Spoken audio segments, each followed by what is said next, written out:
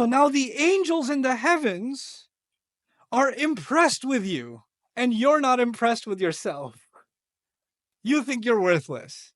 Allah says in the Quran, وَلَقَدْ كَرَّمْنَا بَنِي Adam. We honored the sons, the children of Adam. We honored the children of Adam. You know what this ayah teaches me? It teaches me I don't have to look for validation from anybody else. I can look for did I do a good job or not? I should check. Did the food come out? You shouldn't like take this lesson and say, you know what? I don't need anybody else's opinion. Now, I'm gonna go home and pour all the salt into the food and then cook it and say, how does it taste? Well, I don't care about your opinion because Allah has honored me. Like, that's not what I'm saying. That's not what I'm saying at all. We do need to get correction from each other. And by the way, when you value yourself, then being criticized is not humiliation. When you truly honor yourself, when you truly realize your worthiness, then you realize that if someone is criticizing me and saying, hey, you said this incorrectly, or you need to improve this, or this could be better, then they're doing me a favor to help me improve. I don't feel like I'm being insulted, because when you have really low self-worth, then criticism feels like you're being pushed even lower down. But that feeling goes away once you have value for yourself. Once you recognize Allah has given me value, then you start seeing correction or criticism as an opportunity to grow. It's not humiliating anymore. But this is one side of the equation, that we value ourselves. But Iblis, he's got multiple tactics. And I talked about balance in the beginning. One of the things Allah gave us is balance.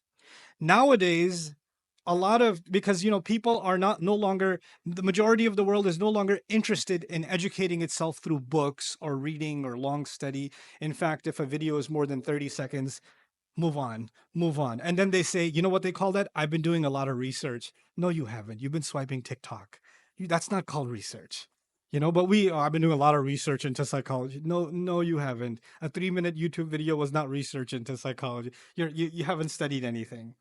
Right, but we've become accustomed to quick sound bites, quick kinds of education, and as a result of that, we want quick validation. And one of the things that's happened in a lot of this social media environment is one subject that keeps coming up is self-love, self-worth, self-esteem, which is what I'm talking about too.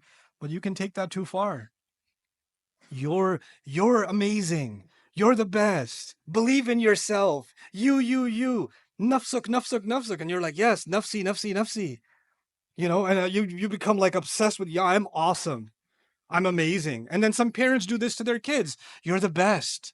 You're the best ever. You're the princess. The little 4-year-old girl. You're my princess. Everybody else is ugly. You're the prettiest. You're the best. And this little girl turns into a monster. She goes at school and she goes, the princess is here. Kiss the ring. Like she develops this like inflated sense of self. Our worthiness before Allah is something that should make us humble. Allah, give me such a high position. I better put that to work. I want to give you this by analogy. Imagine somebody gave you didn't believe in yourself. You don't think you're that good, but you applied for a job anyway, right? You applied, they're like, I'm pretty sure they're not going to hire me. You get a call back and they want to give you the executive position, way higher. And from what you know of yourself, you're like, I'm so not qualified for this. But you get put in that position anyway. Now, once you get put in that position, I want you to think about, and I want myself to think about, what's going on in my head inside? Am I thinking, yep, the boss is here. Watch out. That's my chair. Or are you thinking, I have been given such a high position, I better live up to this. I better up my game. I better learn more. I better become more adaptive. I better, honor this role that I've been given so I can actually prove my worthiness. So the honor was given to you first, even before you got a chance to prove yourself. The healthy attitude would be, I need to live up to this. Like it or not, now I'm here, I better step up. You understand? On the flip side is someone who gets that position without having earned it and then says, you know what? What else is there to do? I already got this position. Now I can look down at everybody else who doesn't have this position. Fake it till you make it, right? That's not how this works. This is actually the reality of arrogance. So on the one hand, we value ourselves, but what we actually are supposed to value is the potential that Allah gave us. We're supposed to value the ability to make the effort that Allah gave us, not the things that Allah gave us.